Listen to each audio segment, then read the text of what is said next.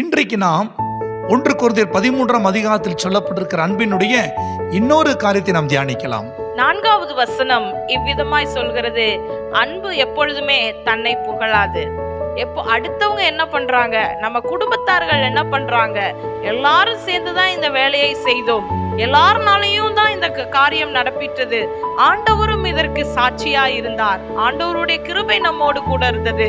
எப்பொழுது அந்த நாங்கள் எல்லாரும் அப்படிங்கிற ஒரு விஷயம் நமக்குள்ள எழும்புதோ, தன்னலமற்று அந்த அன்பு பூரணமாய் நம் குடும்பத்திற்கும் நம் சபைக்கும் எல்லாத்துக்கும் அது நல்லபடியா அமையும். இன்றைக்கு அதுதான் வேதம் சொல்கிறது, எப்பொழுதுமே தன்னை பற்றியே புகழாது, அடுத்தவர்களையும் சேர்ந்து அது உயர்த்தி பேசும்.